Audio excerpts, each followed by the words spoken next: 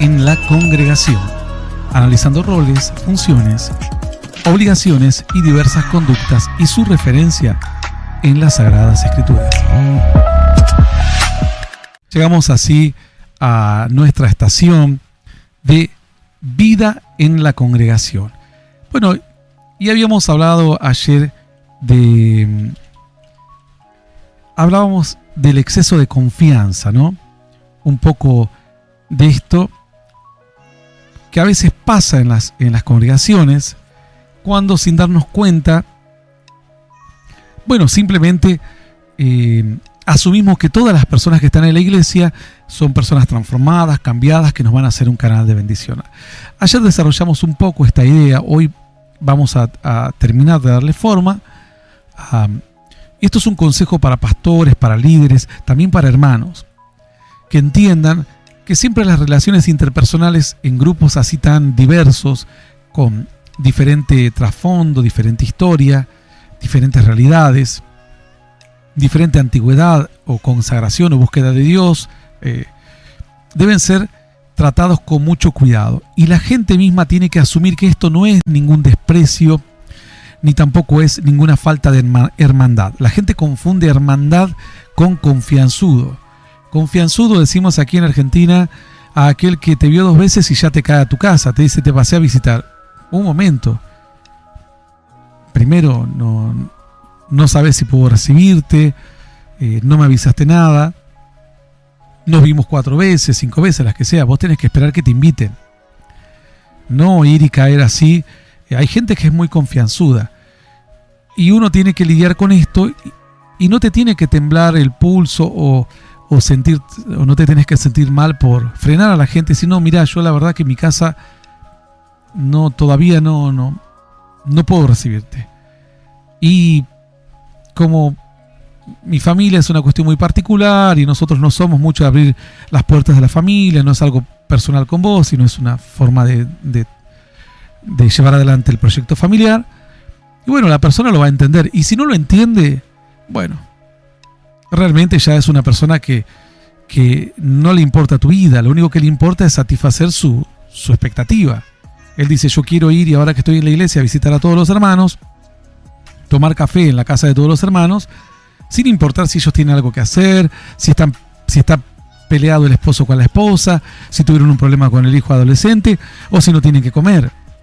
Eso ya te das cuenta que estás ante una persona que tiene un mal corazón si no entiende estas razones. Entonces, siempre es importante mantener una distancia prudente entre los congregantes hasta que no se esté bien seguro qué clase de persona es la otra. E incluso con el transcurso de los años, nada te garantiza que se puedan confundir los papeles. Yo ayer te contaba de 2 matrimonios que se arruinaron mutuamente, porque un hombre eran hermanos de la iglesia, de nuestra iglesia, y empezaron a visitarse y nosotros le decíamos, no es bueno, nos parece. No, pero el pastor es como que es mala onda, el pastor esto, lo otro. Bueno, se visitaron tanto que el marido de una se fue con la mujer de la otra, del otro matrimonio. Se formó un tercer matrimonio, se apartaron de la iglesia, obviamente, porque todos saben que para adulterar o algo te tenés que apartar, porque no llevas a tu pareja nueva a la iglesia a presentarse al pastor después de haber dividido un hogar cristiano. Y los otros 2, cada uno quedó por su lado. Al tiempo, obviamente, se separaron. Estos vivieron un tiempo y después se separaron. Pero para esto ya quedaron los 2 matrimonios totalmente destruidos, de los cuales solo uno sobrevivió, uno de ellos, en la iglesia, y los otros quedaron muy dañados. Y uno de ellos se fue a vivir a otro lugar, le costó muchísimo, fue todo muy caótico, pero por no escuchar. Porque el orgullo y el creer que uno se las sabe todas es un problema en las congregaciones. Y uno tiene que entender que el ambiente cristiano es totalmente distinto a cualquier cosa que uno vivió afuera en el mundo. Y uno puede pecar de confiado, y uno puede pecar de inocente. ¿Cómo? Bueno, uno puede también estar prácticamente colgado de cualquier tarea o actividad de la congregación. Serían como extremos. No importa en qué situación nos encontremos, siempre hay que usar la prudencia. Prudencia. No importa si ese matrimonio está hace mucho tiempo en la iglesia, no importa si de repente los veo muy cristianos, y todos los acercamientos o la interacción tiene que ser con prudencia. Si me invitan a la casa, voy un tiempo, tomo un café, algo, nos vamos. No me quedo demasiado, no empiezo a visitarlo constantemente, porque a veces quizás no pasa nada entre los adultos, pero a veces tienen hijos adolescentes que pueden causarse problemas, o un hijo adolescente o preadolescente, o uno un poquito mayor, hacerle algo a chicos más chicos. Uno no conoce las cosas que están atravesando los otros matrimonios o las mañas malas que pueden traer los hijos del otro matrimonio. Entonces siempre la prudencia. El lugar de reunión es la iglesia, no la casa de la gente. Se pueden hacer reuniones de oración en los hogares, pero siempre aconsejando mucho a esa familia que una vez que termine esas reuniones de oración o lo que fuere, ya no es un lugar público. Porque a veces la gente obviamente se brinda para hacer reuniones de discipulado, oración, lo que fuere, pero otros creen que ahora es como una extensión de la iglesia, que pueden caer en cualquier hora. Siempre hay que ser muy, pero muy cuidadosos en esto de dar demasiada confianza, darnos demasiada confianza y avanzar sobre quizás ciertos límites o romper ciertas distancias que después nos pueden ser perjudiciales. A veces no es que la persona te va a hacer un daño o el matrimonio te hace un daño, pero a veces pasa que se comienzan a llenar la cabeza entre unos y otros. Y uno ve algo mal en la iglesia y empieza a llenarle la cabeza al otro. Y después se terminan retroalimentando entre sí, que se terminan apartando. A mí después de muchos años alguien me dijo, estoy apartada hace no sé cuánto tiempo, pero ¿sabe qué? Hoy me pregunto por qué me fui de la iglesia y no sé realmente. Ya estaba apartada hace como 12 años. Me dice, no sé por qué me fui. Yo sí sé, porque te dejaste llenar la cabeza.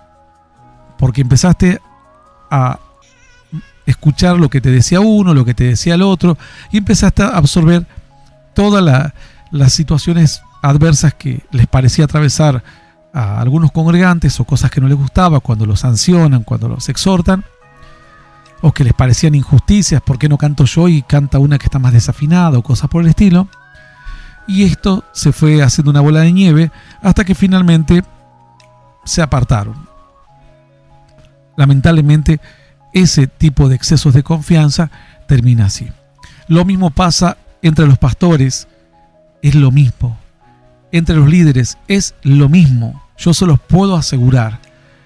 A veces hay pastores que agarran a otros pastores como chanchos amigos y luego se dan cuenta que ahora no tienen roles claros, están confundidos.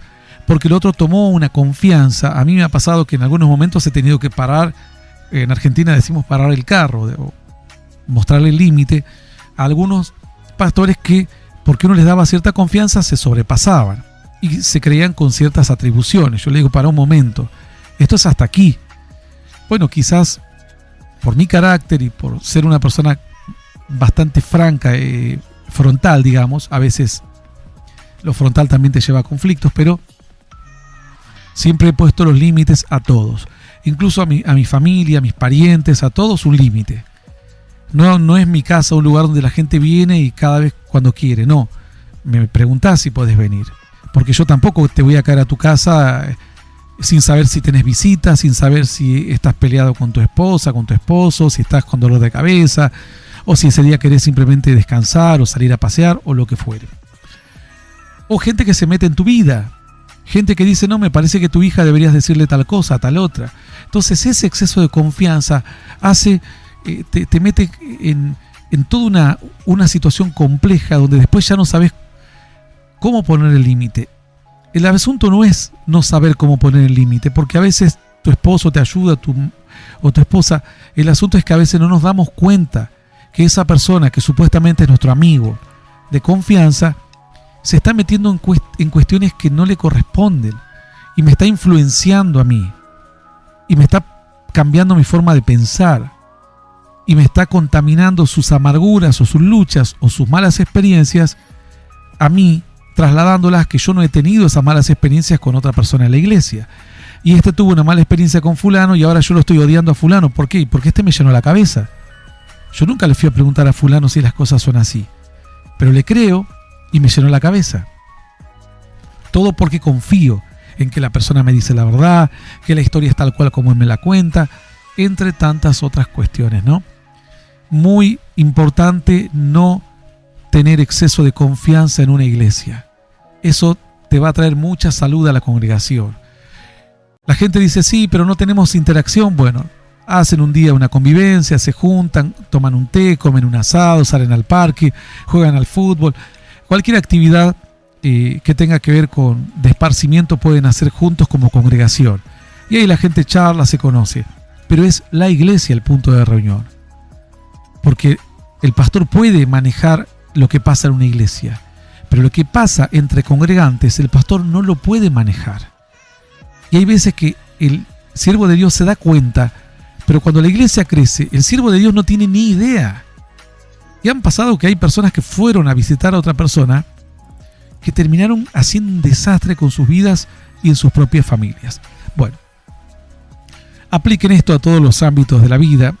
La confianza es algo que se va trabajando de a poco y se da hasta un punto saludable. Luego, de ahí ya hay ciertos ámbitos de confianza, ámbitos de convivencia en tu casa donde ya no entra nadie. Es tu familia, tu esposo, tu esposa. No esa amiga que se te planta en la casa y está, o ese amigo que está a las horas que quiera. Eso ya no es ni siquiera exceso de confianza. Eso es ser una persona necia, que no tiene la menor idea de lo que significa forjar una familia. Nos vamos de la estación.